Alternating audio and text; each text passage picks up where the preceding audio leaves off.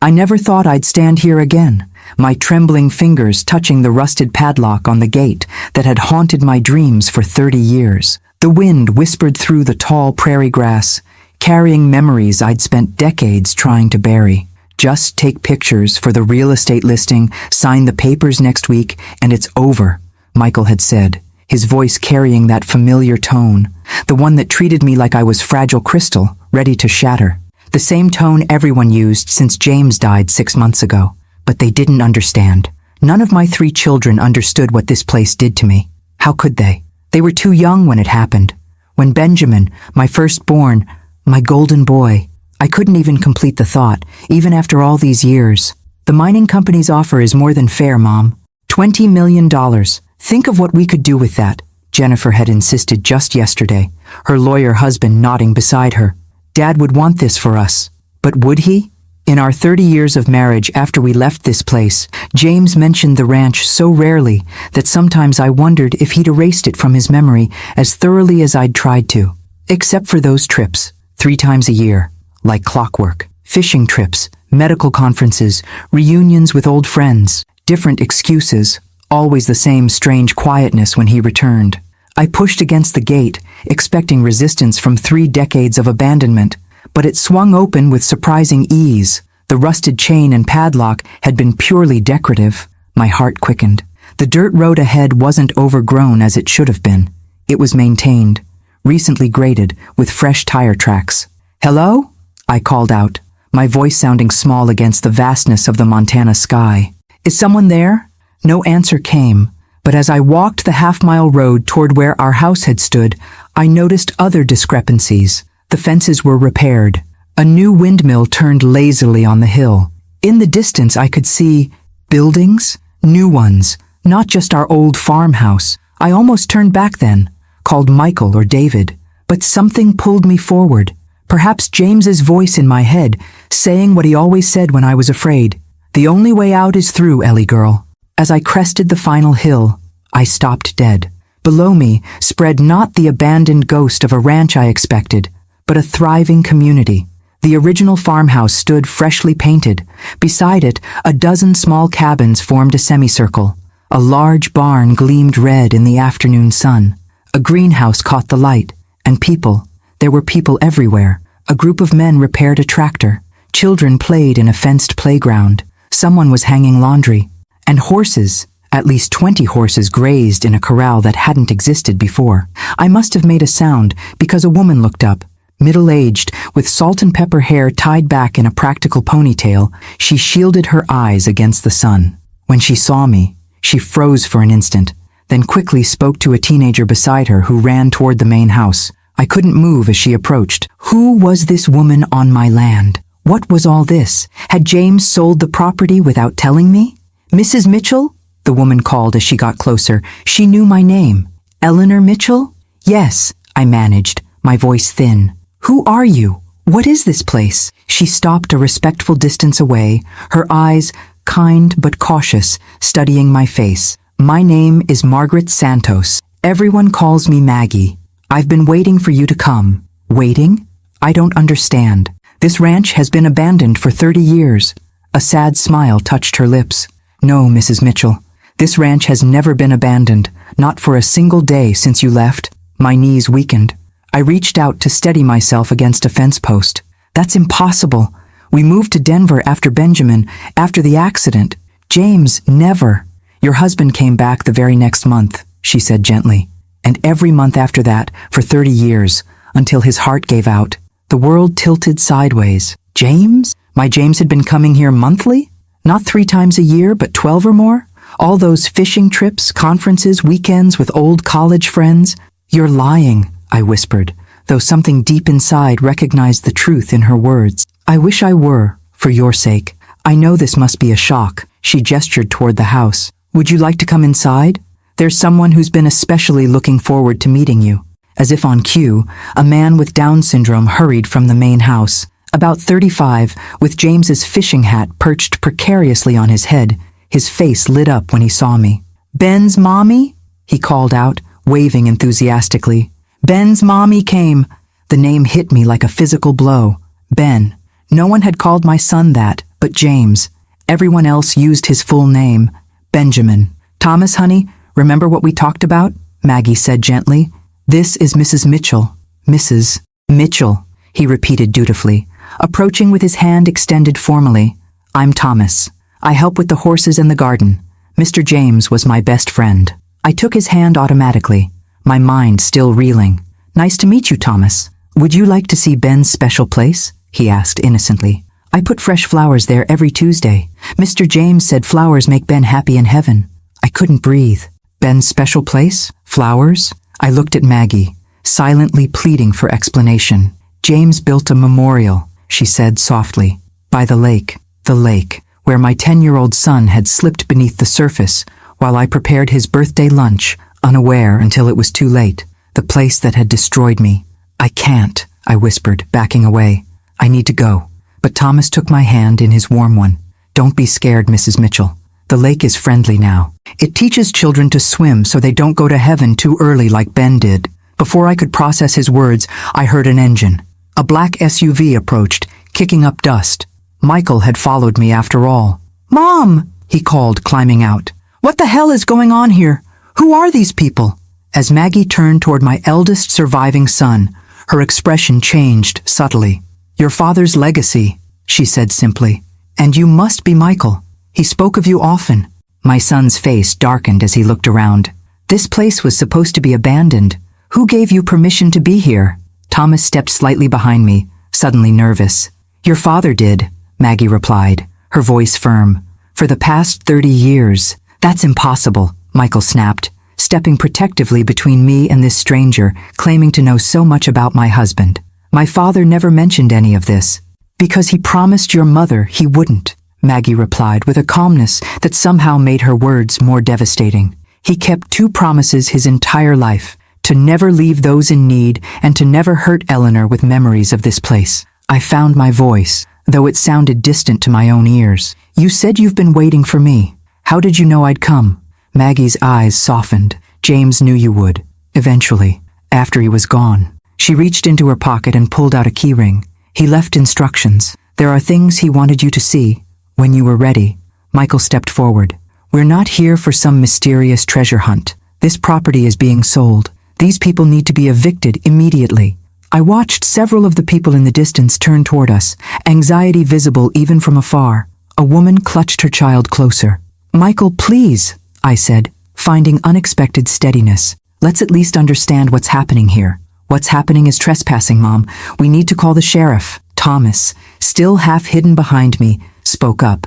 Mr. James said we could stay forever. He promised. Michael's face reddened. My father has been dead for 6 months, and he didn't own this place alone. My mother owns it jointly, yes, Maggie interrupted, her tone businesslike now. Which is why we've been waiting. James knew this day would come. A young woman approached, carrying a toddler on her hip. Military posture, wary eyes. Everything okay, Maggie? Fine, Jessie, Maggie assured her. This is Mrs. Mitchell and her son. They're just visiting. Jessie relaxed slightly, but her eyes remained vigilant. Should I tell the others? Not yet. Let's give Mrs. Mitchell some time first. I studied the young woman. Barely more than a girl, really. 22, perhaps. The child on her hip had her eyes. You live here? I asked her directly. She nodded. 2 years now. Since Rick, she swallowed hard. My husband. Afghanistan. The VA wasn't... Her words trailed off, but her meaning was clear. Michael's jaw clenched, but even he seemed to recognize that ordering a military widow off the property wouldn't play well, even to himself. Mom, we should discuss this privately, he said tersely. Yes, Maggie agreed. Mrs. Mitchell, perhaps you'd like to see the house. Your house. My house. The farmhouse where I'd spent 10 happy years before that terrible day. Where I'd brought all my babies home from the hospital. Where I'd watched Benjamin take his first steps on the wide front porch. I'll come with you, Michael insisted. Actually, I surprised myself by saying, I'd like a few minutes alone. With Maggie. His eyebrows shot up. Mom, we don't know who these people are. I believe we do, I replied, a strange calm settling over me. They're people James knew. That's enough for now. I could see him calculating whether to push back, but 30 years as my son had taught him to recognize when I'd made up my mind. Fine. 30 minutes. Then we're calling our lawyer. An hour, I countered.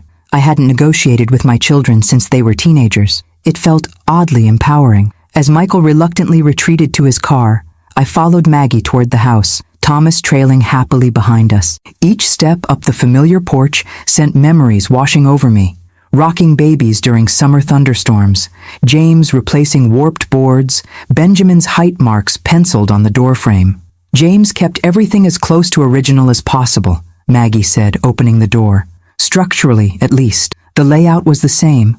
Wide entryway, opening to a living room on the right, kitchen straight ahead, staircase to the left, but the furnishings were different. The living room held 3 desks with computers, filing cabinets lined one wall. A large whiteboard displayed a duty roster, meal schedule, and medical appointments. This is our office now, Maggie explained. We had to repurpose some spaces as we grew.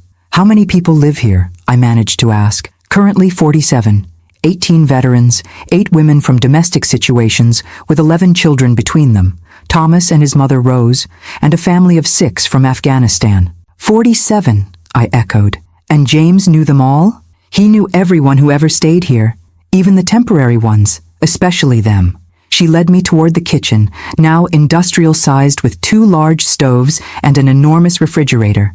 We serve 3 meals a day, plus snacks for the children. How?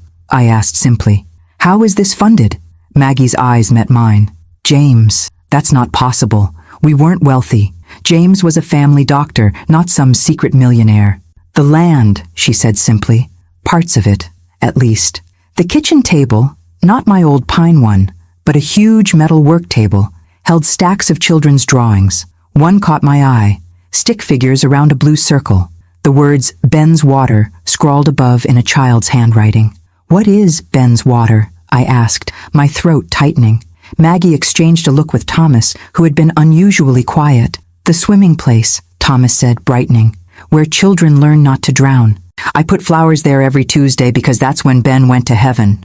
The room swayed. Maggie quickly pulled out a chair. I'm sorry, Mrs. Mitchell. We should have waited before— Show me, I interrupted. Show me everything. Maggie nodded slowly. First, there's something you need to see upstairs. She led me up the familiar creaking staircase to what had been our bedroom. Now it was clearly Maggie's sparse, tidy living quarters. She crossed to a bookshelf and removed a wooden box. James left this for you.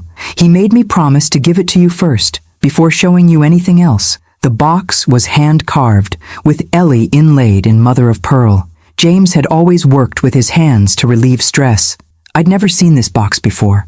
I opened it with trembling fingers. Inside lay an envelope with my name and dozens, no hundreds, of sealed letters beneath it, each dated meticulously.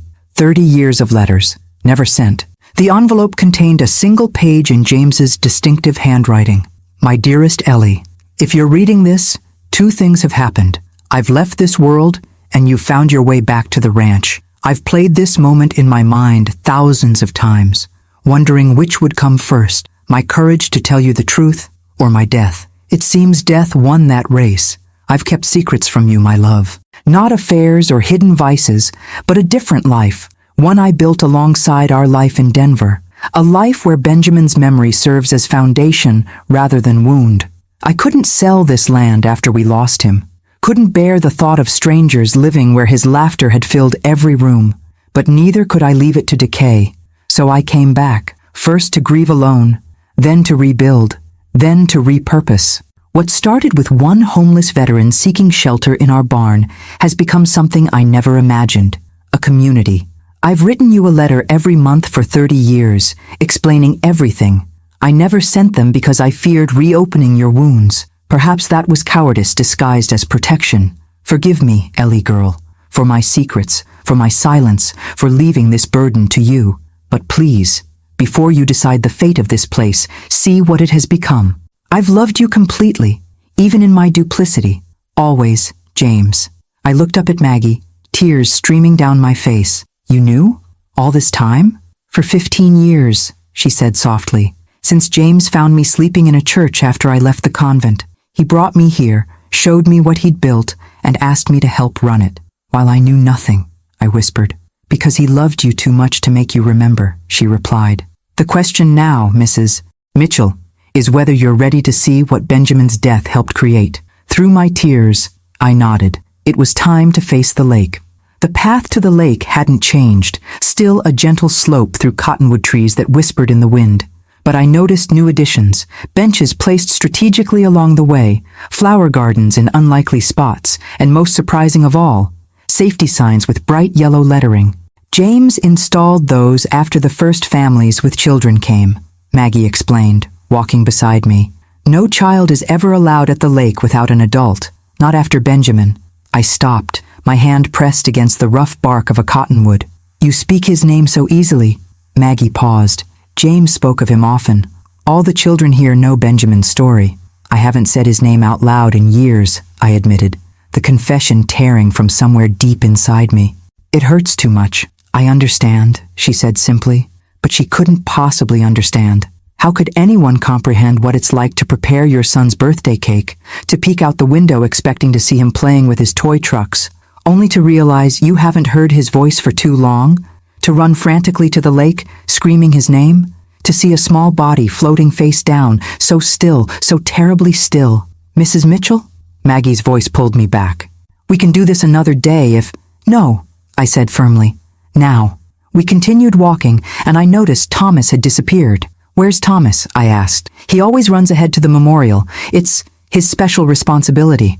The trees thinned, and suddenly the lake stretched before us, smaller than in my nightmares, but no less menacing. Its surface glittered innocently in the afternoon sun.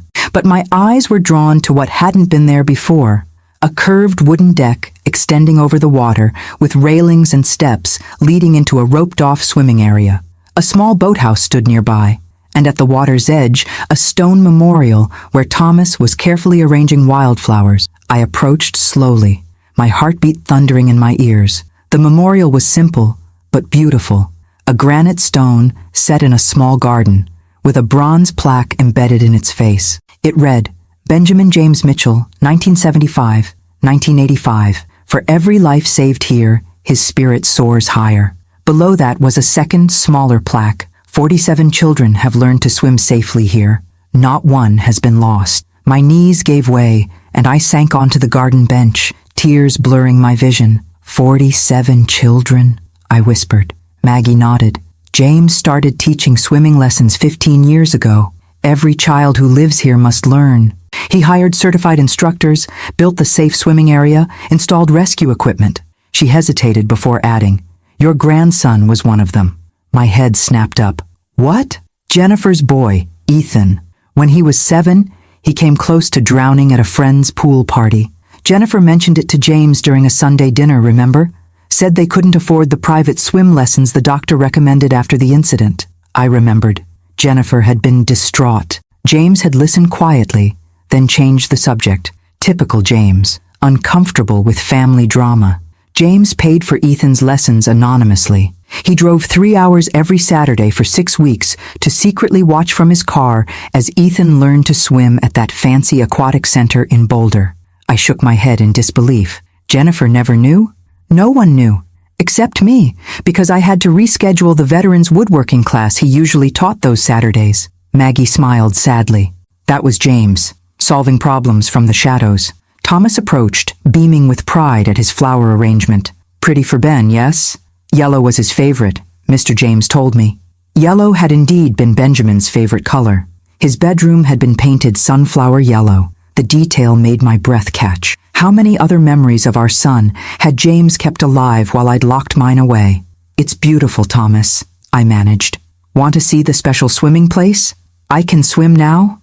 Mr. James taught me. I'm not scared of the water anymore. Thomas pointed excitedly to the deck structure. Maggie touched his shoulder gently. Maybe later, Thomas. Mrs. Mitchell needs time. I stared at the lake, the place I'd demonized in my mind for 3 decades. The place where I'd lost everything. Except I hadn't lost everything. I'd lost Benjamin, a wound that would never heal, but I'd still had James, Michael, Jennifer, and David. I'd had a life in Denver, students who adored me, grandchildren who brought me joy. Meanwhile, James had been here, transforming our tragedy into something miraculous. While I'd been drowning in grief, he'd been teaching children to swim. Why didn't he tell me? I asked, not expecting an answer. but Maggie had one.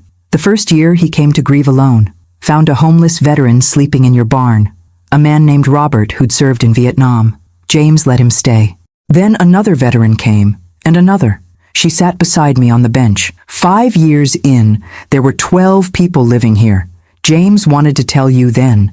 He drove all the way to Denver with photos, plans to show you how he was healing by helping others. What happened? He saw you laughing with friends outside a restaurant, said it was the first time he'd seen you truly happy since Benjamin died. Couldn't bear to reopen the wound. Drove back here and built the first cabin instead. Thomas wandered back toward the memorial, humming softly to himself. Each time James convinced himself you were ready, something would happen. A panic attack when someone mentioned Montana at a dinner party. Your refusal to let Benjamin's photographs be displayed. Your nightmares that still came every year on his birthday. I remembered those moments, those small glimpses of my continuing brokenness that I thought I'd hidden so well. 10 years ago, Maggie continued, when the ranch was thriving with over 30 residents, James finally wrote you a long letter explaining everything. He drove to Denver, determined to deliver it personally. What stopped him? He found you in Benjamin's room, the room you kept exactly as it was when he died. You were holding his teddy bear, crying. It was the anniversary. I remembered that day clearly. I'd thought I was alone, that James was at a medical conference in Chicago. I'd never known he'd seen me in my most private grief. After that, Maggie said, he created the trust, made legal arrangements for the ranch to continue without him, decided that his two worlds would remain separate until he died. I finished. She nodded. He loved you too much to break your heart twice. A small voice called from up the path. A little girl, perhaps 8 years old, with copper-red hair that caught the sunlight, the same shade Benjamin's had been. Miss Maggie, Mom says dinner needs checking. Be right there, Lucy, Maggie called back, then turned to me. James's last project. Lucy's father was a Marine, died in Iraq. Her mother couldn't afford housing. They came here 6 months before James passed. As if summoned by our conversation, a dozen more people appeared on the path, adults and children heading toward the lake for what was clearly a regular afternoon ritual. Maggie stood. It's swimming lesson time, every day at 4.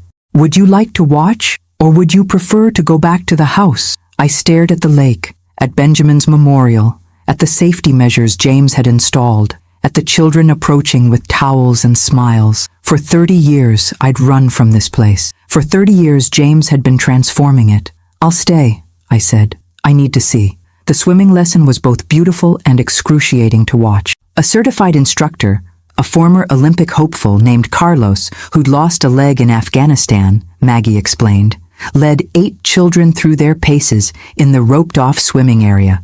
Their laughter echoed across the water, so at odds with my memories of this place. We teach the Franklin method, Maggie said as we watched from the shore. James researched every swimming program in the country before choosing it. Lowest drowning statistics of any technique. I noticed an older man stationed on the deck with a life ring and whistle, vigilantly watching every child. Another adult stood in a kayak just beyond the swimming area.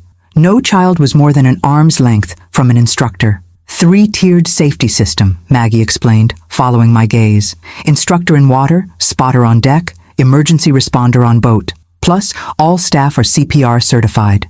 Benjamin had died because there'd been no system, just a boy who'd slipped away while parents prepared his birthday surprise. One moment of inattention that shattered 3 lives. Thomas sat cross-legged by the memorial, occasionally waving at the swimmers. He seemed content in his self-appointed role as guardian of Benjamin's memory. When the lesson ended, the children trudged up the path, wrapped in towels and chattering excitedly. Lucy, the red-headed girl, paused before us. Did you see me, Miss Maggie? I can float on my back now. Carlos says I'm ready for level 3. That's wonderful, honey, Maggie replied with genuine pride.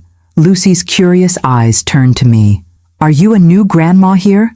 My grandma's in heaven with my dad. Before I could respond, a young woman hurried over.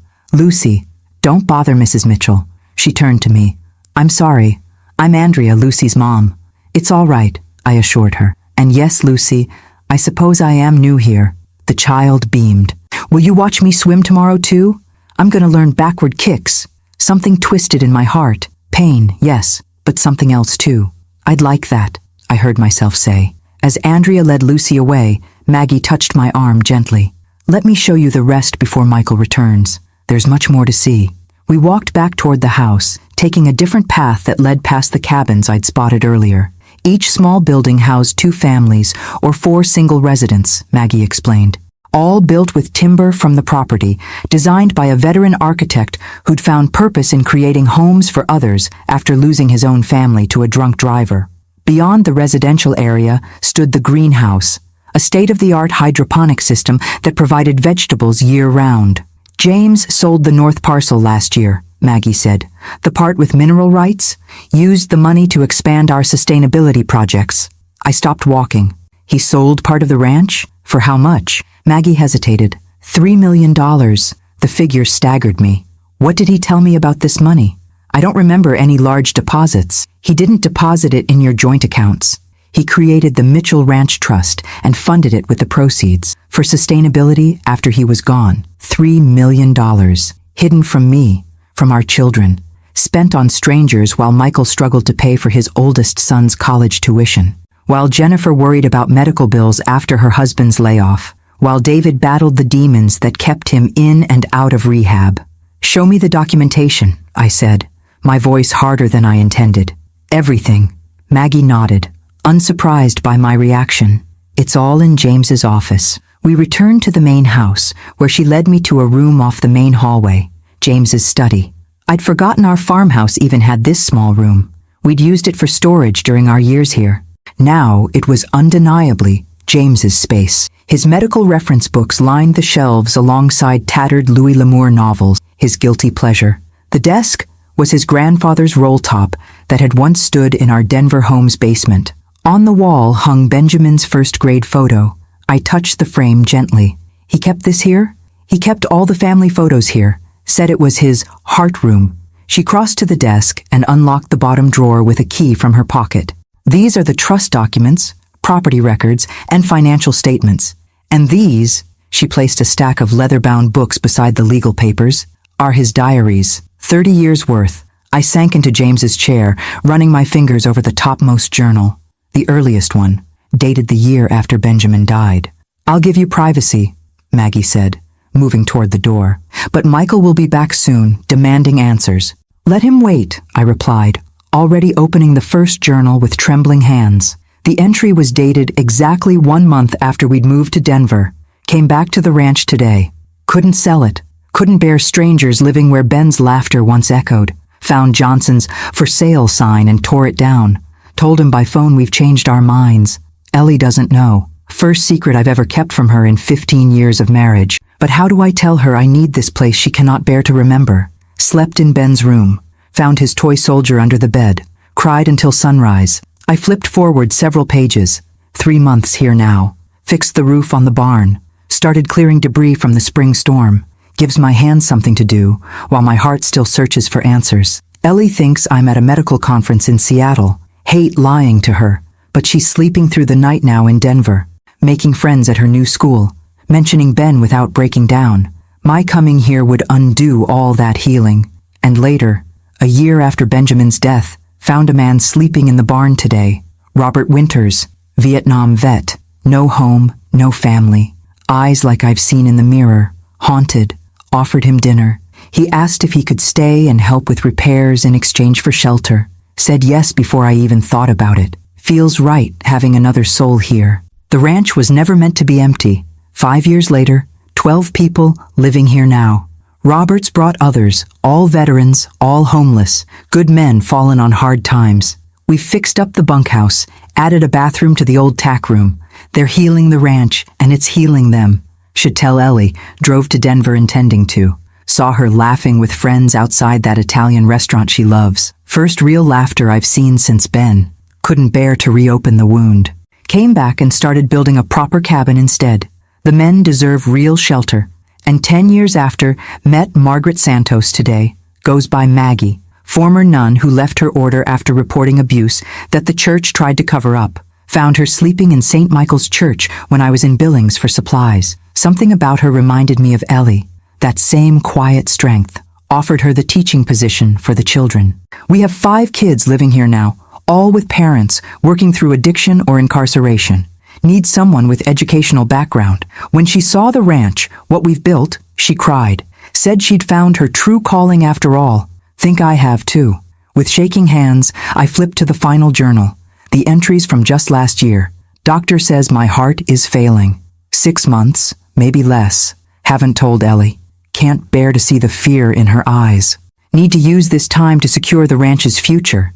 The trust is nearly ready. Maggie will take over completely. She practically runs everything already.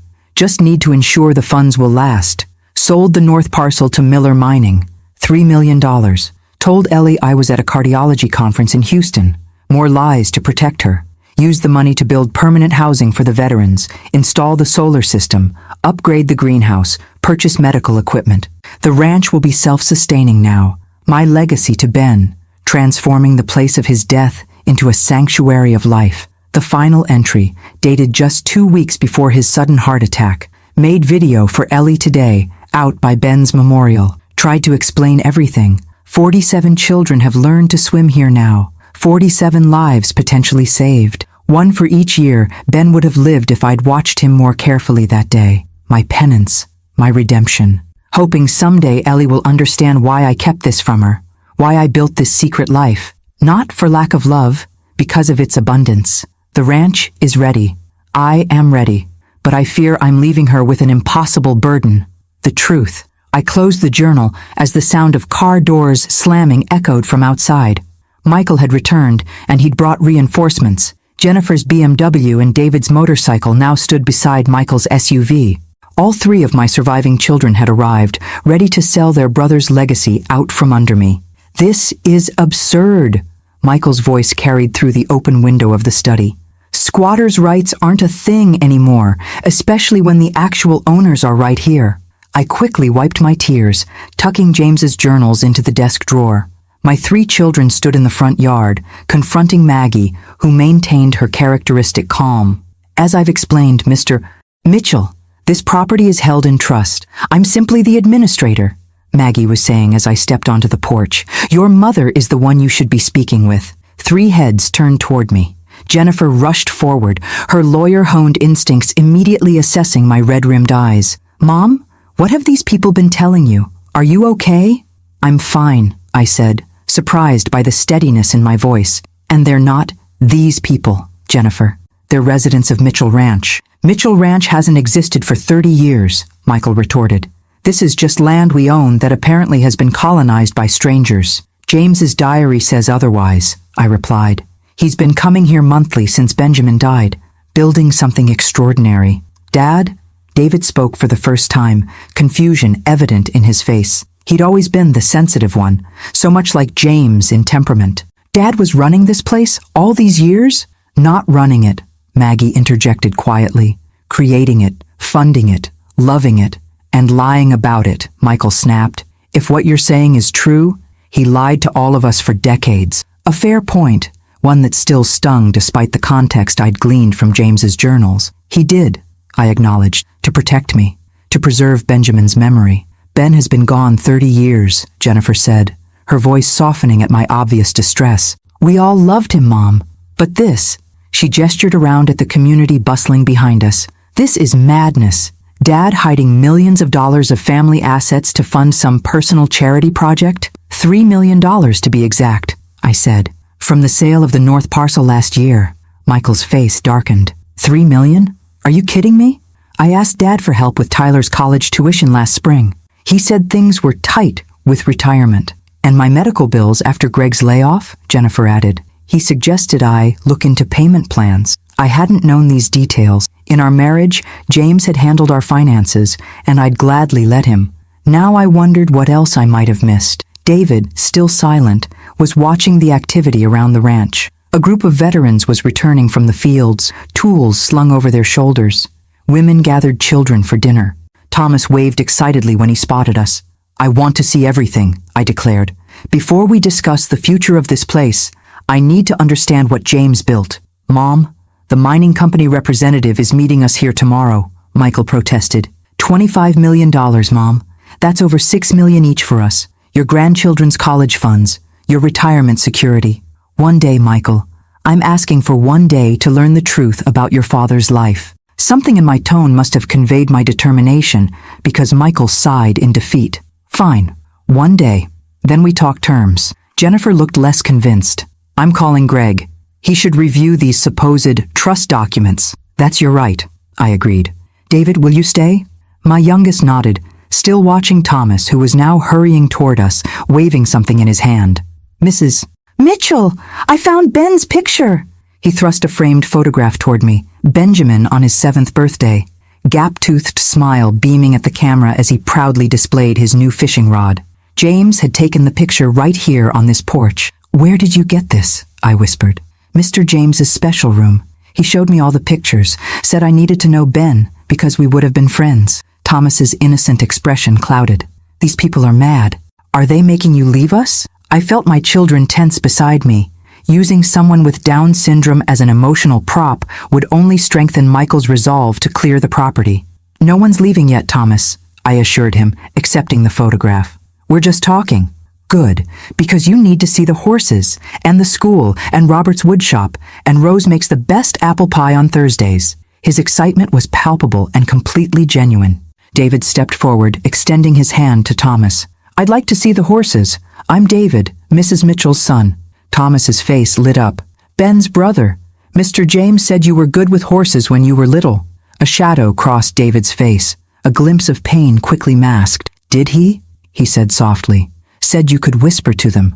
Make the scared ones calm. Thomas took David's hand and began pulling him toward the stables. We have a new mare. She's scared of everything.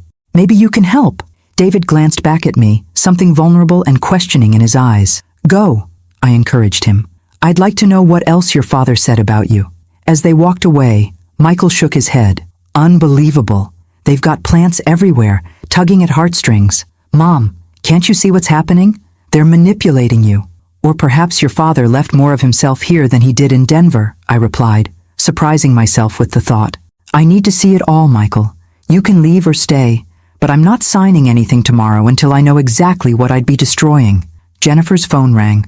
Her husband Greg, no doubt. She stepped away to answer, legal strategies already forming.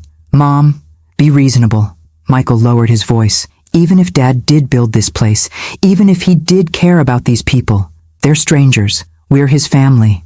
Are we? I challenged, clutching Benjamin's photograph. How much time did you spend with your father in the last year, Michael? How many times did you call just to talk, not to ask for something? The question struck home. Michael's jaw tightened. That's not fair. No, it isn't, I agreed. Just as it wasn't fair that your father kept this place secret from us, but I'm beginning to understand why. I turned to Maggie, who had been watching our family drama with respectful distance. Show me everything. Starting with how James funded this place before last year's mineral sale. Michael made a final attempt. The trust documents might not even be legal. Dad wasn't a lawyer. No, came a new voice from behind us. But I am. And they're ironclad. We turned to see an elderly man in a wheelchair approaching, pushed by a middle-aged woman. Robert Winters, he introduced himself, original resident and legal counsel for the Mitchell Ranch Trust since its inception 15 years ago. You're a lawyer? Michael asked incredulously. The old man's eyes crinkled with amusement. Vietnam before that. Harvard Law after. Alcoholism and PTSD in between. Your father found me sleeping in his barn and gave me purpose again. He held up a leather portfolio. Would you like to review the documents, young man? I'd be happy to walk you through the terms. Michael's confidence visibly faltered. Dinner's in 30 minutes, the woman pushing Robert's wheelchair announced. We'd be honored if the Mitchell family would join us. Grace is at 6 sharp. Maggie turned to me. Rose makes the meal assignments. She was the head chef at the Grand Hotel in Billings before her arthritis forced retirement. Thomas's mother? I guessed. Maggie nodded. James found them living in their car 10 years ago. Thomas was having seizures. They couldn't afford his medication. I thought of Thomas's sunny disposition, his dedicated flower arrangements at Benjamin's memorial. How different his life might have been without James's intervention. We'll stay for dinner, I decided, looking pointedly at my children. All of us. Jennifer rejoined us, phone clutched tightly. Greg says we should document everything.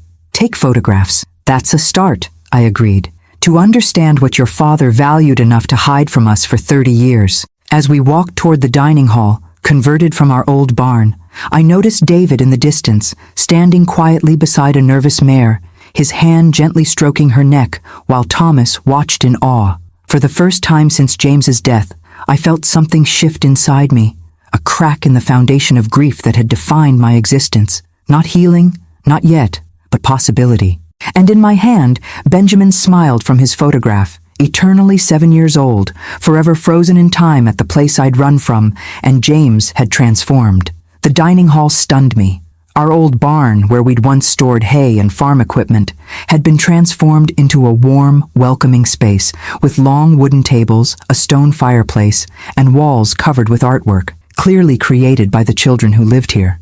Wooden beams stretched overhead, strung with twinkling lights that gave the cavernous space an intimate feel. James designed it himself, Maggie explained as we entered.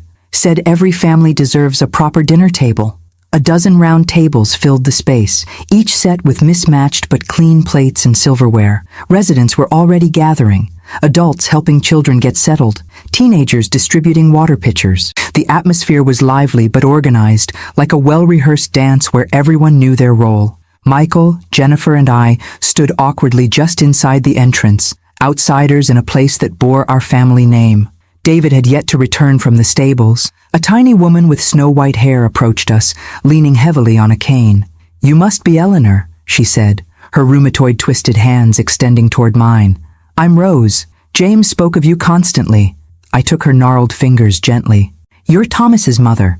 "Yes," she smiled, revealing dimples that matched her son's. "And James's second cousin, though he didn't know that when he found us. Only discovered the connection when I mentioned my maiden name was Mitchell. From the Kentucky Mitchells, not the Montana ones." I blinked in surprise. "James never told me. Probably thought it didn't matter. Family is who you choose, not just who shares your blood." She gestured toward a table near the fireplace. "That's our family table. James always sat there when he visited. Would you join me?"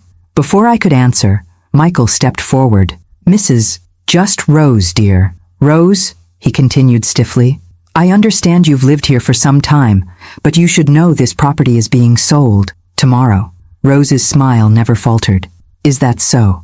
Well, perhaps after dinner you'll feel differently. Food has a way of changing perspectives." She turned back to me. "James's chair has been empty 6 months now. Would do my heart good to see it filled again." I felt Jennifer stiffen beside me, preparing legal arguments against emotional manipulation. But Rose wasn't manipulating. She was grieving, just as I was. "I'd be honored," I told her, ignoring Michael's disapproving look. We followed Rose to the table where Thomas was already seated, animatedly telling a teenage girl about Ben's brother who could talk to horses. David appeared moments later, sliding into the chair beside Thomas, a soft smile playing on his lips, the first genuine smile I'd seen from him since James's funeral. "The mare's name is Whisper," he told me as I sat down. "Rescued from an abusive racing stable. She's going to be okay with time and patience." "Time and patience," Rose echoed. "James's prescription for all wounds, animal or human." A bell rang softly, and the dining hall quieted. Maggie stood at the front, hands clasped. "As always, before we eat, we share our gratitudes. Tonight is special, as we welcome Dr. Mitchell's family." A murmur went through the room as heads turned toward us. "Eleanor, Michael, Jennifer, and David have come to learn about the ranch. Let's show them the same kindness James showed each of us." One by one, people around the room stood to share brief thanksgivings. A veteran with a prosthetic leg thanked the community for helping with his physical therapy. A young mother expressed gratitude for childcare that allowed her to attend online classes. A teenage boy awkwardly thanked his math tutor for helping him pass an exam. When they finished, Thomas jumped up excitedly. "I'm grateful Ben's mommy came to see us, and his brother can talk to Whisper." All eyes turned expectantly toward me. I hadn't prepared for this ritual, had no gratitude readily available amid the whirlwind of revelations. But looking around at these faces, people whose lives James had touched while I remained oblivious, I found words. I'm grateful to discover that while I was preserving Benjamin's memory by keeping it locked away, James was honoring it by creating this. My voice caught. "Thank you for showing me another way to remember my son." A soft murmur of approval rippled through the room. Even Jennifer looked moved, though she quickly masked it when she caught Michael watching her. Rose squeezed my hand as dinner was served family style. Hearty vegetable stew, Fresh bread and salad greens that Maggie informed us came from the greenhouse. The meal was simple but delicious, clearly prepared with care. As we ate, residents stopped by our table to introduce themselves. Robert Winters, the lawyer I'd met earlier, shared stories of the ranch's early days. A former teacher named Elena described the educational program for children who struggled in traditional schools. A quiet man named Sammy, who I learned had been an interpreter for American forces in Afghanistan, expressed his gratitude for the sanctuary provided to his family when their special visas left them homeless in America. James paid for our immigration lawyer, Sammy said softly. When the system failed us, he created a place for us to belong while we fought for legal status. Michael remained silent throughout these interactions, though I noticed him watching a young boy at the next table who was eagerly showing a drawing to his mother. A stick figure family standing before a simple house, home, printed in wobbly letters above it. Jennifer, ever the attorney, asked pointed questions about the ranch's legal structure, funding mechanisms, and sustainability plans.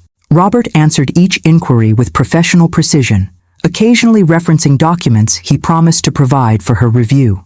The mineral rights sale was legally structured as a charitable donation, he explained. The proceeds went directly into the trust's endowment fund, which is why it never appeared in personal accounts. Tax avoidance, Jennifer muttered. Tax planning, Robert corrected mildly. Perfectly legal and ethical. The IRS has audited the trust twice and found everything in order. David barely spoke, content to listen to Thomas's excited chatter about horses, swimming, and the art therapy classes he attended twice weekly. I watched my youngest son carefully. Of my 3 children, David had struggled most after Benjamin's death. Sleepwalking, nightmares, withdrawal. Just 7 when his brother drowned. He'd never fully processed the trauma.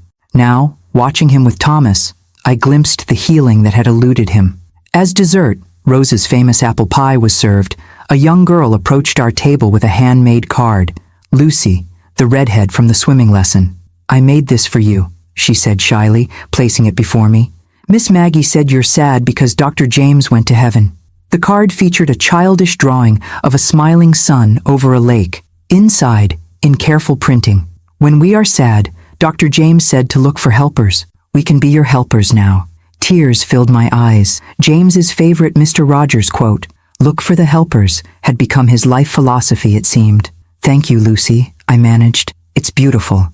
As she skipped away, Michael finally broke his silence. This is all very touching, Mom, but these good works don't change the fact that Dad lied to us for decades, hid money, created this elaborate double life. While you were weekending in Aspen, David said suddenly, his voice unusually sharp. While Jennifer was climbing the corporate ladder, while I was in and out of rehab, Michael flushed. That's not fair. Isn't it?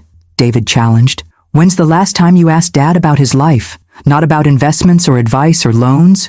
Just about him? An uncomfortable silence fell over our table. Rose patted my hand gently. Family, she said softly. Always the most complicated love story. As dinner concluded, residents began their evening routines. Some cleared tables, others supervised children's homework. Still others gathered for what appeared to be a support group meeting in a corner. Typical evening at Mitchell Ranch, Maggie explained as she joined us. Everyone contributes according to their abilities. Everyone's needs are met according to their circumstances. Sounds like communism, Michael muttered. Sounds like family, I countered. And as I watched this community, these strangers united by James's vision, I realized they knew a side of my husband I'd never seen. While I'd been married to James Mitchell, family doctor and devoted husband, these people had known James Mitchell, visionary and savior. I wondered which version was more authentic, or if perhaps both were equally true. Night fell over the ranch, stars emerging in the vast Montana sky with a brilliance I'd forgotten existed in Denver's light-polluted suburbs. Maggie had offered us accommodations, Michael and Jennifer in guest rooms in the main house, David happily bunking in the stables at Thomas's insistent invitation, and me in James's quarters above his office. He kept a room here? I'd asked, surprised. For his longer visits, Maggie had explained. When he stayed several days to oversee construction projects or medical clinics. The space was undeniably James, Spartan but thoughtful in its details. A twin bed with the flannel sheets he preferred, bookshelves lined with medical journals and dog-eared westerns, a small desk beneath a window overlooking the property, and photographs, dozens of them, in simple frames covering one entire wall. I sat now on the edge of his bed, examining these snapshots of James's secret life. There he was with Robert, arms slung around each other's shoulders before a half-built cabin. James kneeling beside Thomas on a fishing dock. James in a Santa hat, distributing presents to beaming children. James beside a woman in a wheelchair, both grinning broadly as she held up a diploma. Not a single photograph of me or Michael, Jennifer, or David. Those lived in his Denver office, I realized. He had kept his worlds completely separate, not just for my protection, but perhaps for his own peace of mind. A soft knock interrupted my thoughts. Jennifer stood in the doorway, her professional demeanor slightly softened by exhaustion. "May I come in?" I nodded, patting the space beside me. She sat, her eyes immediately drawn to the photo wall. "It's surreal," she said after a moment, "like discovering Dad had another family." "He did, in a way," I acknowledged, "but not the kind you're thinking." "Greg's reviewed the trust documents," she continued, her lawyer's precision returning. "They're legitimate. Dad created an irrevocable charitable trust 15 years ago with the ranch as the primary asset. We can't sell it, Mom. Not without a protracted legal battle that we'd likely lose." I absorbed this information, surprised to find myself relieved rather than concerned. "What about the mineral rights offer?" "The trust owns those too, though there's a clause allowing limited extraction with environmental safeguards." She sighed. "Nothing like the scorched earth approach the mining company wants." "So, no $25 million windfall?" "No." She glanced sideways at me. "Michael's taking it hard. He's been counting on that money to expand his business." I thought of Michael's luxury home in Cherry Creek, his vacation property in Vail, his children in private schools. He's done well enough without it. "We all have," Jennifer admitted. "Even David, when he's sober." We sat in companionable silence, studying the photographic evidence of James's parallel life. "Why didn't he tell us?" Jennifer finally asked, the lawyer facade cracking to reveal the hurt daughter beneath. "Did he think we wouldn't understand? That we'd try to stop him?" "I think," I said slowly, "he feared what knowing would do to me, and once that pattern of secrecy was established, it became easier to maintain than to break." "But all that money, Mom, $3 million that could have helped his own family." I gestured toward the photos. "These people became his family too, Jenny. Look at their faces. Really look." She studied the images more carefully, her expression softening. "They all look at him like he saved them," I finished, "because he did." Another knock, and Michael appeared, his face tight with barely controlled anger. "Well, Jennifer's confirmed it. Dad screwed us all with his secret charity project." "Michael," I chided, "that's not fair." "Fair?" he scoffed. "What's not fair is discovering your father led a double life for 30 years. What's not fair is finding out the inheritance you counted on doesn't exist because he gave it all away to strangers." "They're not strangers to him," Jennifer said quietly, surprising me with her shift in perspective. "Look at these photos, Michael. Really look at them." "I don't care," he snapped. "He lied to us, Mom, for decades. How can you be so calm about this?" Before I could respond, David appeared behind Michael, his expression unusually serene. "Because she understands what you don't, Mike. Dad didn't do this against us. He did it for Ben." "Don't bring Benjamin into this," Michael warned, his voice dropping dangerously. "This has nothing to do with him." "It has everything to do with him," David insisted. "This whole place exists because of what happened to Ben. It's Dad's way of making something good come from something terrible." He stepped into the room, addressing me directly. "Maggie showed me the video, Mom. The one Dad made at the memorial." "What video?" I asked, though I remembered Maggie mentioning it earlier.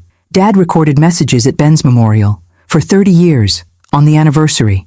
David's eyes were suspiciously bright. "Maggie says there's one he made specifically for you to see, when you were ready." Michael threw up his hands in disgust. "More manipulative theatrics." "It's not theatrics," David said firmly. "It's Dad talking to Mom, and I think she deserves to hear him out." Jennifer placed a gentle hand on my arm. "You don't have to watch it now, Mom, or ever if you don't want to." But I was already standing. "Where is it?" David led us downstairs to James's office, where Maggie waited, a tablet computer in her hands. "I wasn't sure if tonight was the right time," she said uncertainly. But when David asked, I want to see it, I said, my voice steadier than I felt. We'll give you privacy, Maggie suggested, but I shook my head. No, my children should see this too. I sat at James's desk, my surviving children gathering behind me as Maggie set up the tablet and discreetly left. The video began with James's face filling the screen. My husband, clearly in his final months, though I hadn't recognized his decline at the time. The timestamp showed it was recorded just 3 weeks before his death. Behind him stood Benjamin's memorial, flower-bedecked as always. "Ellie," he began, his familiar voice sending a shock through me. "If you're watching this, I'm gone, and you've found your way back to the ranch, back to this place." He gestured at the memorial behind him. "I've made hundreds of these videos over the years, talking to you, to Ben, trying to explain what I couldn't say in person. Maggie will give you access to them all if you want them. But this one's the truth I should have told you 30 years ago." James shifted, revealing more of the lake behind him. "Ellie girl, the day Ben drowned wasn't your fault. It was mine," I gasped, feeling my children tense behind me. "I know you've carried this guilt for decades," James continued, his eyes glistening, "believing that if you hadn't been preparing his surprise birthday cake, if you'd been watching him instead. But the truth is, I told him he could go to the lake that morning." My hands flew to my mouth. "He asked if he could try fishing with his new rod. I said yes, told him to stay on the dock. I promised I'd join him in 15 minutes after I fixed the tractor, but I got caught up in the repair, lost track of time. You were in the kitchen, thinking he was with me. I was in the barn, thinking he was still waiting for me." James wiped a tear. "By the time either of us realized he'd gone to the water alone," I felt Jennifer's hand on my shoulder, squeezing tightly. "I couldn't tell you then.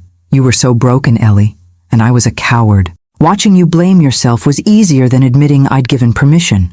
As the years passed, it became impossible to confess. How do you tell someone you've let them carry undeserved guilt for decades?" James took a deep breath, composing himself. "So instead, I tried to atone, to make Benjamin's death mean something. Every child taught to swim safely, every veteran given purpose, every family sheltered. They're all part of our son's legacy. The boy who loved everyone, who never met a stranger, who wanted to save every stray animal we found. He lives on in this place, Ellie, in ways I couldn't explain without revealing my own culpability." Behind me, Michael made a soft, wounded sound. "I don't know if you can forgive me," James continued, "for Benjamin, for the lies, for creating this place without you. But I hope someday you'll see that in my broken way, I was trying to honor both our son and you, the woman who taught me that love is about lifting others up." He leaned closer to the camera. "The trust will protect the ranch after I'm gone. The community can continue without me, but it would flourish with your heart guiding it, Ellie. If you can find it in yourself to forgive me, to embrace what grew from our greatest loss, there's room for you here. Room for all our family, if they choose it." James smiled sadly. "I've loved you completely, Eleanor Mitchell, even in my deception, and Benjamin would be so proud of the lives saved in his name." The screen went dark. For several heartbeats, none of us moved or spoke. Then Michael turned abruptly and left the room. Jennifer, tears streaming down her face, squeezed my shoulder once more before following him. David remained, his hand resting gently on my back as 30 years of misplaced guilt washed over me in waves of grief and revelation. "He knew," I whispered. "All these years, he knew I blamed myself, and he blamed himself," David said quietly. "So he built all this to make amends." I looked up at my youngest son, suddenly seeing him with new clarity. "You're not angry about the money." David shook his head. "I never cared about that. And after seeing this place, understanding what Dad created, I'm proud of him, Mom. For the first time since Ben died, I feel like our family did something that matters." As the night deepened around the ranch, Benjamin's ranch, James's vision, I began to understand the legacy my husband had left, not just for strangers, but for us. A way to transform our family's greatest tragedy into purpose. If only I could find the strength to accept it. Dawn broke over the ranch with a spectacular riot of colors, purples and oranges streaking across the vast Montana sky. I'd barely slept, spending hours reading through James's journals after watching his confession video. Each entry revealed another piece of the intricate mosaic he'd created in our son's memory. I stood now on the porch of the main house, coffee mug warming my hands, watching the ranch come alive. Veterans headed to the greenhouse, children gathered for breakfast before school. A group of women left for their jobs in nearby towns, carpooling in one of the ranch's vehicles. This well-oiled community had functioned without me, without my knowledge, for decades. "Early riser like your husband," came Rose's voice as she joined me, moving slowly with her cane. James always said sunrise over the mountains was God's daily reminder that beauty follows darkness. That sounds like him, I agreed, making room for her on the bench. He was always the optimist in our marriage. Yet he carried such guilt, Rose said softly. Sometimes when he thought no one was watching, the weight of it showed in his eyes. I never saw it, I admitted. How did I not see it? Because he didn't want you to. Rose patted my hand. James was skilled at compartmentalizing. Doctor mode, husband mode, ranch mode, each separate and distinct. 3 decades of deception, I mused. I keep trying to be angry, but all I feel is grief, Rose supplied. For the shared healing you might have had, for the years you could have been part of this. A small figure bounded across the yard, Thomas, heading for the stables where David had spent the night. My youngest son emerged, hair tousled from sleep, smiling at Thomas's enthusiasm. "Your son belongs here," Rose said, following my gaze. "I've never seen Thomas connect with someone so quickly. Not since James." I thought of David's struggles over the years, the rehab stints, the depression, the difficulty maintaining relationships. David has always been searching for something. Purpose, maybe. "We have that in abundance here," Rose replied. "What we lack are enough hands to share the load." Before I could respond, Michael's BMW pulled into the yard. He'd left last night after the video, driving to a hotel in the nearest town. Now he returned, his expression unreadable as he approached the porch. "Morning," he said stiffly. "Jennifer's on her way. We need to talk, Mom." Rose took the hint, rising slowly. "I'll leave you to your family business, but Eleanor, when you're ready, Maggie has something for you in James's office." After she left, Michael sat beside me, exhaling heavily. "I didn't sleep last night." "Neither did I admitted. "I kept thinking about Dad's video, about Benjamin, about all of this." He gestured vaguely toward the bustling ranch. "I was 12 when Ben died. Old enough to understand, but too young to process it properly. I remember deciding someone had to be the strong one for you and Dad.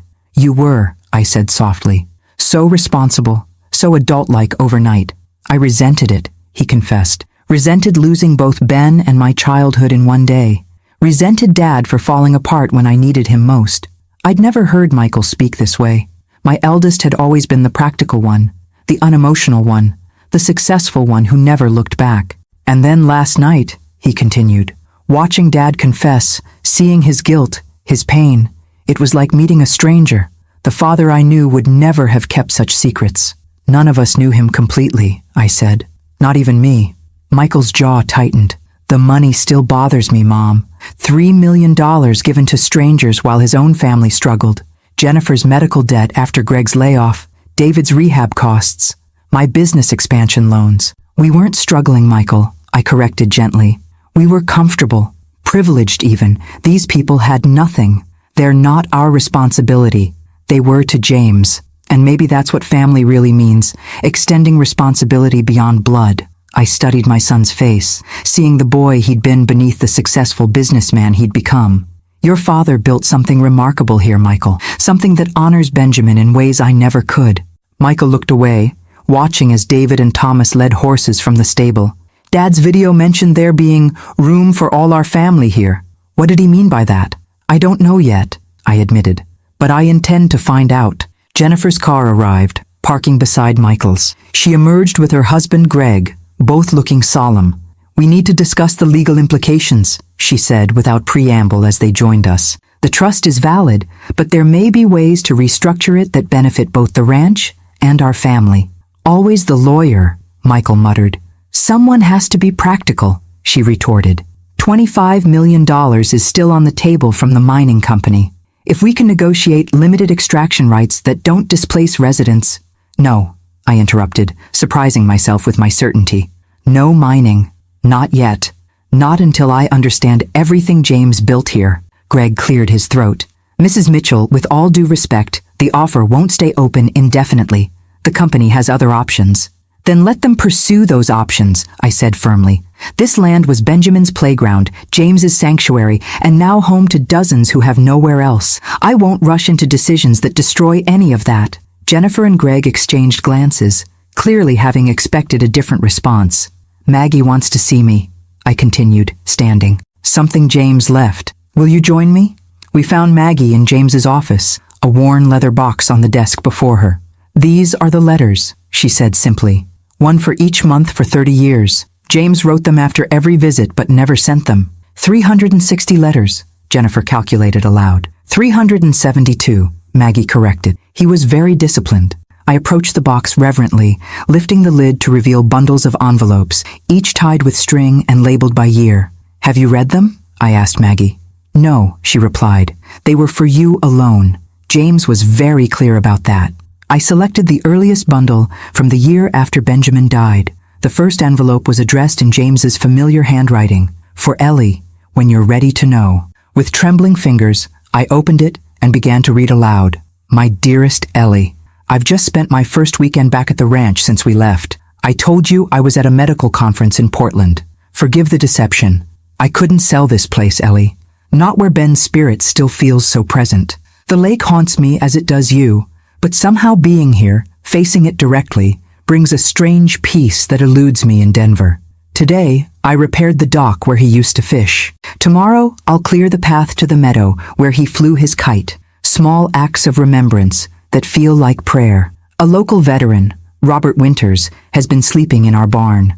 Instead of calling the sheriff, I've invited him to stay, to help with repairs. He has the same hollow look we do, Ellie. The look of someone who has lost something irreplaceable.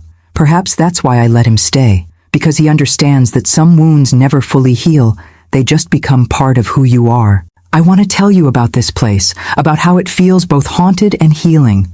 But when I called home tonight and heard the lightness in your voice as you described your new teaching position, I couldn't bear to reopen wounds that are finally beginning to scab over. So I carry this secret for now. This small solace that helps me breathe when grief threatens to suffocate me. Perhaps someday we can share it. Until then, know that in this place where we lost our son, I am keeping his memory alive in the only way I know how, by helping others who are lost themselves. All my love, James. I looked up, tears blurring my vision. Michael stood rigid, his expression conflicted. Jennifer wiped her eyes discreetly. Greg studied the floor, an outsider witnessing our family's raw exposure. There are hundreds more, Maggie said softly. Documenting everything. The first veterans cabin, the greenhouse installation, the swimming program, Thomas and Rose's arrival, the trust formation. James recorded it all for you. He wanted me to know, I realized, just not until he thought I could bear it, or until he was gone and couldn't witness your pain, Michael suggested, his voice rougher than usual. Either way, Jennifer said, he left us a roadmap to his heart, to the life he led without us. I replaced the letter in its envelope, overcome by the magnitude of what lay before me. Hundreds of confessions, explanations, invitations to understand the husband I thought I'd known completely. There's more, Maggie said hesitantly. James left instructions for all of you. If you chose to embrace the ranch, what kind of instructions? Jennifer asked, lawyer mode engaging. Opportunities, Maggie clarified. Ways each of you could be involved in the ranch's future if you wanted to be. He never assumed you would, but he hoped. I thought of James's words in the video. There's room for all our family here, if they choose it. Show us, I said. As Maggie retrieved another folder from James's desk, I caught David watching from the doorway, Thomas beside him. My youngest son's expression held something I hadn't seen in years, hope. And in that moment, I began to understand what James had always known, that healing doesn't come from running away from tragedy, but from transforming it into purpose. The question was whether our fractured family could find unity in continuing what James had begun, or whether his dual life would ultimately drive us further apart. Maggie opened the folder and removed several documents, each bearing one of our names. James prepared these during his final months, when his heart condition was worsening. He never told anyone about his diagnosis, not even me until the very end. Another secret. How many had my husband carried to protect those he loved? He called these his legacy proposals, Maggie continued, handing each of us our designated envelope. Mine was thicker than the others, its weight significant in my trembling hands. Michael tore his open immediately, scanning the contents with narrowed eyes. Jennifer, ever the methodical one, carefully slid a finger beneath the flap, preserving the envelope as potential evidence. David accepted his with reverence, but made no move to open it, watching his siblings' reactions instead. I broke the seal on mine, finding several pages covered in James's precise handwriting. The first page began simply, "Dearest Eleanor, if you're reading this, you've discovered Mitchell Ranch and all it encompasses. You've learned of my 3-decade deception, or dedication, depending on your perspective. The question now is, what happens next? I've established legal protections for this community through the trust, ensuring it can continue without us. But it would thrive with Mitchell family involvement, not out of obligation, but out of choice. The choice to transform our family's greatest tragedy into its most meaningful legacy. For you, my beloved wife, I propose the role you were always meant for, community historian and heartkeeper. Your gift as a history teacher, your ability to help others connect to the past while building toward the future. These talents are desperately needed here. The children need to understand where they came from to see where they might go. The veterans need their stories preserved with dignity. And Benjamin's memory needs to be woven throughout, not as a ghost that haunts, but as the foundation that supports. Should you accept, the trust provides a modest salary and living quarters, our old home, restored to comfort but preserved in essence. More importantly, it offers purpose for your retirement years and healing for your heart. The decision is entirely yours. You may choose to visit occasionally, to remain at a distance, or to embrace this place fully. All I ask is that you consider the possibility that in running from this land for 30 years, you may have been running from your own healing.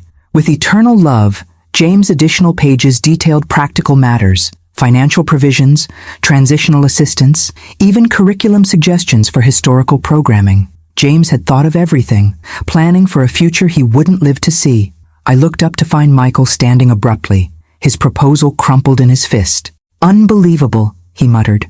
"What did yours say?" Jennifer asked, her own pages held protectively against her chest. Michael laughed bitterly. "Dad wants me to use my business acumen to establish sustainable revenue streams for the ranch. Suggested I relocate my investment firm's satellite office to Billings and serve as the trust's financial advisor. Even outlined expansion opportunities for ecotourism and therapeutic retreat services that could benefit both the community and provide professional fulfillment." "He thought that far ahead?" Jennifer seemed impressed despite herself. "Oh, it gets better," Michael continued. "He's offering matching funds from the trust for any investment I make in ranch enterprises. A partnership, he calls it, as if I'd uproot my entire life to manage his secret charity project." The bitterness in his voice didn't quite mask the underlying hurt. The son who'd built his own success, feeling his father had been planning a different future for him all along. "What about yours?" I asked Jennifer gently. She swallowed hard.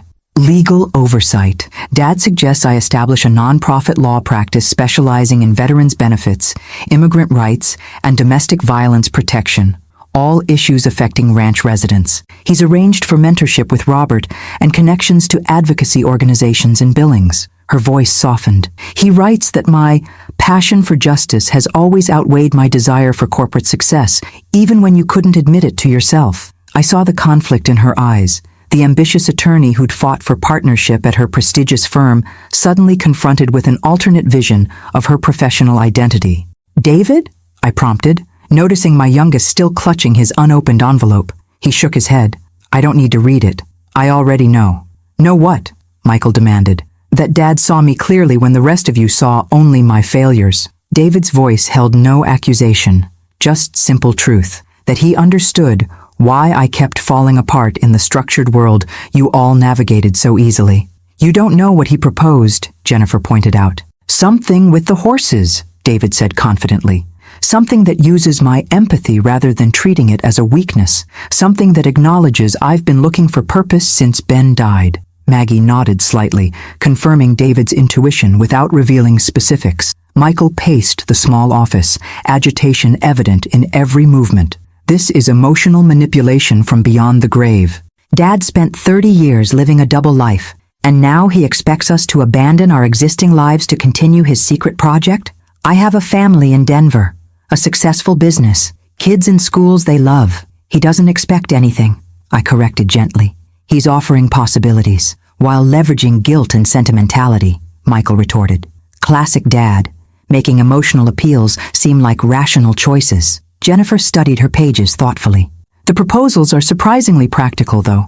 Dad researched the legal barriers to what he's suggesting for me. He's included contact information for organizations already interested in partnership. It's thorough. Of course it is, Michael scoffed. Dad had 30 years to plan how to rope us into this place after he was gone. Or 30 years to understand what might bring each of us fulfillment, David suggested quietly. Fulfillment we haven't found in the lives we've built. Michael rounded on him. Speak for yourself. Some of us are perfectly fulfilled. Are you, Mike? David challenged, unusual confidence in his voice. Is that why you work 70 hours a week? Why you've been divorced twice? Why Tyler barely speaks to you, despite living in your house? You little... Michael began, stepping toward David. That's enough, I interjected, standing between my sons. James gave us choices, not mandates. We each decide for ourselves. Including you, Mom? Jennifer asked, her lawyer's perception homing in on my evasion. Have you decided? All eyes turned to me. My children, Maggie, even Greg, who had remained a respectful observer to our family drama. I've spent 30 years running from this place, I said slowly, finding my way to truth with each word, refusing to speak Benjamin's name, keeping his room like a museum, flinching when James mentioned Montana. I took a deep breath, and none of it brought healing. None of it honored our son's life or made sense of his death. I gestured toward the window, where ranch residents went about their morning routines. But this community has saved lives, given hope, created family for those without one, all in Benjamin's name. So you're staying, Michael concluded flatly. I'm considering it, I corrected. I want to read all James's letters first, understand everything he built here, then decide. And if we don't want to be part of this grand vision, Michael pressed, then that's your choice, I replied simply. James protected the ranch legally, regardless of our involvement. This place will continue with or without Mitchell family participation. The tension in the room was broken by Thomas appearing in the doorway. David, the new horse is eating. You said you'd help brush her. David smiled, tucking his still unopened envelope into his pocket. Coming, Thomas.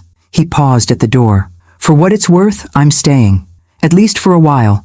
The rest of you can do whatever you want with Dad's proposals, but I've found something here I've been searching for my whole adult life. After he left, Michael shook his head in frustration. This is exactly what I was afraid of. Dad's created some fantasy world here that's sucking us in one by one. Or perhaps, Jennifer suggested cautiously, he created something real in a world that often feels like fantasy. You two? Michael looked betrayed. What happened to your partnership track? The Supreme Court ambitions? Jennifer shrugged, a gesture so unlike my always certain daughter that it momentarily stunned me. I don't know, Michael, but I do know I haven't been happy despite achieving everything I thought I wanted. Maybe Dad saw that when I couldn't. This is insane, Michael muttered. We're supposed to have careers and lives in Denver, not run off to play charity workers on a ranch in the middle of nowhere. Your father commuted for 30 years, Maggie observed quietly. Created impact in both worlds. Perhaps such balance is possible for all of you. Michael stormed out, Greg following after an apologetic glance toward Jennifer. My daughter stayed, studying her father's proposal with new eyes. He knew me better than I thought, she admitted softly. How did he see what I've only recently begun to acknowledge to myself? Your father had a gift for seeing beneath surfaces, I replied, even while keeping his own depths hidden. Outside, I could see David with Thomas by the stables, Michael standing by his car with a phone pressed to his ear, and the daily life of Mitchell Ranch continuing around them. Lives James had saved, futures he had altered, all flowing from the devastating loss that had nearly destroyed our family. And for the first time in 30 years, I allowed myself to wonder if Benjamin's death, while never making sense, might yet have meaning through this unexpected legacy. A week passed at Mitchell Ranch, the longest I'd stayed in Montana since Benjamin's death. Each day brought new revelations as I immersed myself in James's hidden world. I read his letters chronologically, a dozen each evening, watching through his words as the community evolved from one homeless veteran to the thriving sanctuary it had become. I toured every facility with Maggie, The schoolhouse where children who'd struggled in traditional education thrived under individualized attention. The workshop where veterans crafted furniture that generated income for the ranch. The medical clinic staffed by volunteer doctors from Billings. And the therapeutic riding center where traumatized children connected with rescued horses. The swimming program by the lake became my daily ritual. Sitting on the memorial bench, watching instructors teach water safety with meticulous care. 47 children had learned to swim here. 47 lives potentially saved from Benjamin's fate.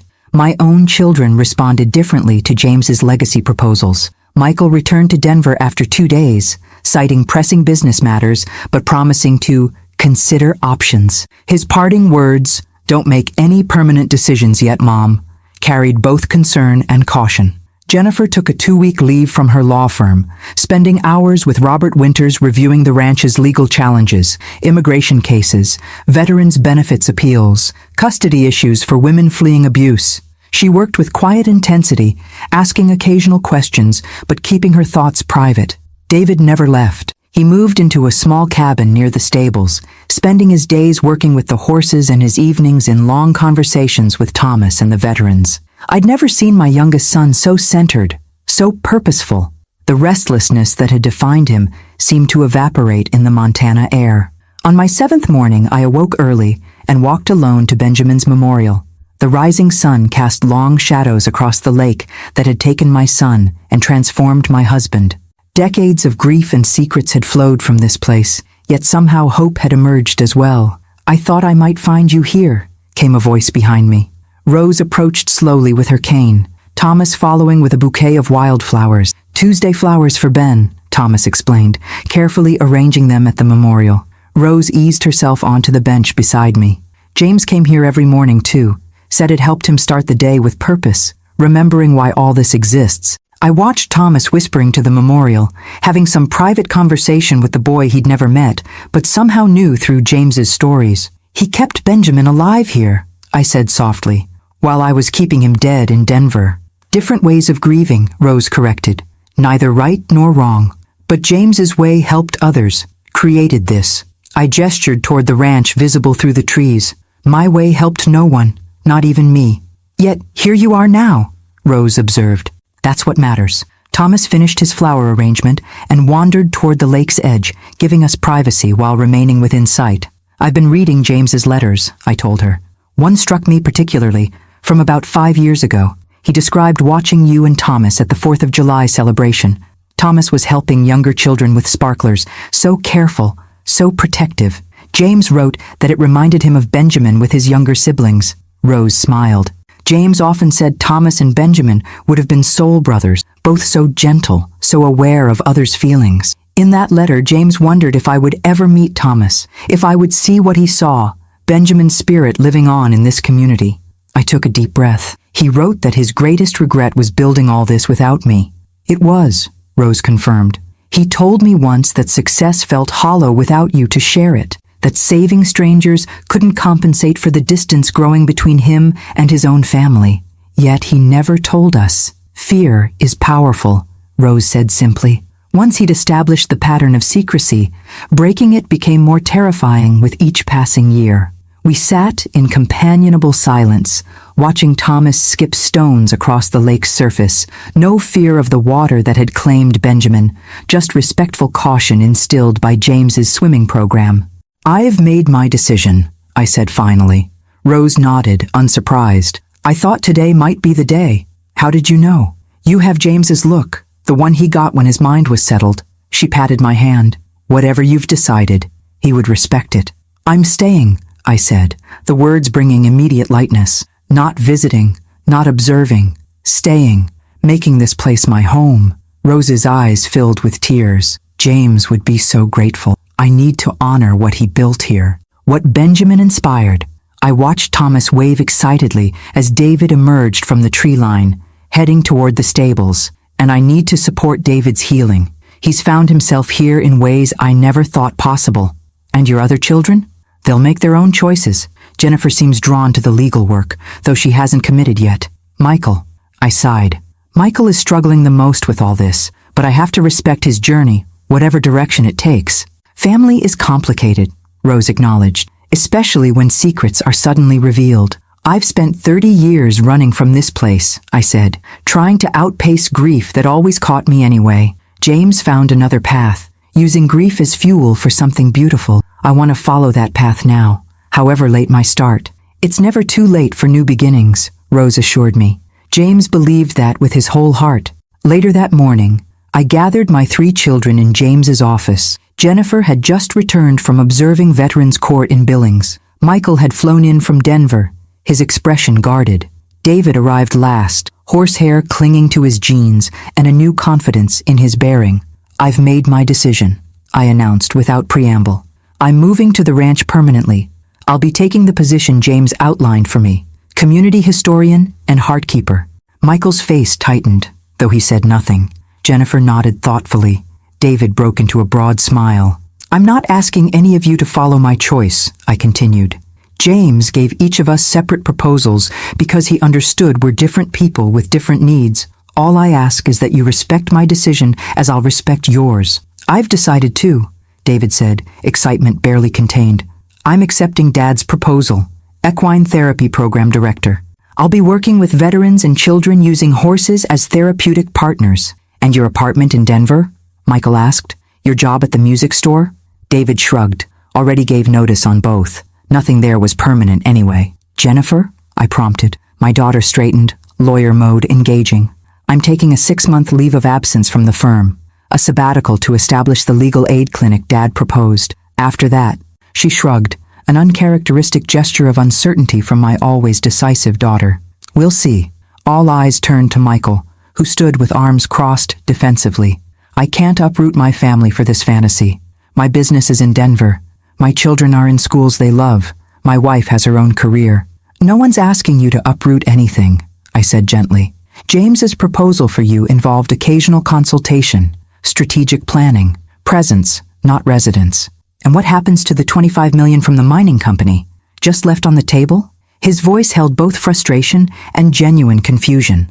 My practical son struggling to reconcile emotional value with financial reality. The offer will keep, Jennifer interjected, and there are other options for responsible resource development that wouldn't destroy the community. I've been researching alternatives this week. Michael looked around at our faces, his mother and siblings united in a vision he couldn't yet share. I need time, he finally said. This is all happening too fast. Take all the time you need, I assured him. This place isn't going anywhere. Neither are we. That evening, as sunset painted the Montana sky in spectacular hues, I stood on the porch of what would soon be my home again. Ranch residents gathered for their weekly community dinner in the converted barn. I could see David helping Thomas carry platters of food, Jennifer deep in conversation with Robert, and even Michael cautiously joining a group of veterans examining plans for a new workshop. The memorial bell rang softly, the signal for gathering. As if by magnetic pull, my family found each other in the crowd, walking together toward the dining hall. Not perfect, not completely healed, but moving in the same direction for the first time since Benjamin's death. Behind us, the lake gleamed golden in the setting sun, no longer just the place that took my son, but the place where his legacy lived on in every child who learned to swim, every veteran who found purpose, every family given shelter. James had been right all along. The only way past grief was through it, not around it as I'd tried for 30 years, but straight through its heart to find meaning on the other side. At the entrance to the dining hall, I paused before Benjamin's photograph, placed prominently beside James's on what residents called the Founder's Wall. My son and husband, forever linked in this community they'd created, one through his tragic absence, the other through his determined presence. We found our way home, Ben, I whispered, touching his image gently. Both of us, finally. And for the first time in 30 years, saying my son's name brought not just pain, but pride. Pride in the legacy that had grown from our deepest loss, a legacy I would now help nurture into its next chapter. As Rose would say, the impossible mathematics of grace.